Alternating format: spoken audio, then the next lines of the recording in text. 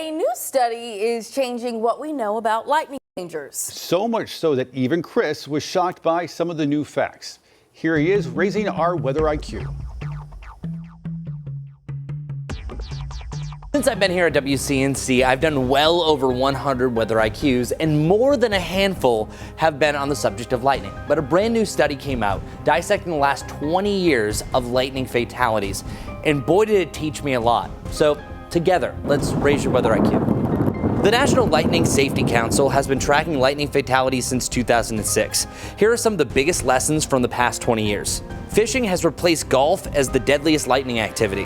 Back in the 1990s, golf was widely recognized, even by the National Weather Service, as one of the deadliest outdoor activities during thunderstorms. But according to the last 2 decades of data, that's now false. The 3 deadliest lightning activities all happen on or near water: fishing, beach activities, and boating.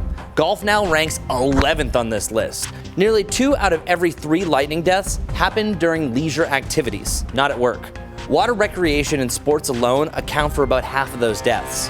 Florida isn't just the lightning capital, it's actually the lightning deaths capital. It's a grim title, but since 2006, Florida has recorded more than 100 lightning fatalities. That's more than double second place Texas and quadruple 4th place North Carolina. Now for some flash facts. July is the deadliest month, and more than 70% of all lightning deaths happen in June, July, and August. Saturday is the deadliest day of the week. Over 100 of the 520 recorded victims were between the ages of 20 and 29, and 4 out of every 5 of those lightning fatalities were men. Perhaps the biggest lesson from this report is that lightning rarely caught people by surprise. Many victims either saw the storm, heard thunder, tried to finish that one last task, or were actively heading towards shelter. But let's end this with the best statistic of them all. Lightning deaths have dropped dramatically. Annual deaths are now 2 to 3 times lower than they were just a few decades ago. That tells us that lightning safety education like Weather IQ and the National Lightning Safety Council are working. But most of those deaths are still largely preventable, so we have a lot more work to do. I'm meteorologist Chris Mulcahy with WCNC Charlotte.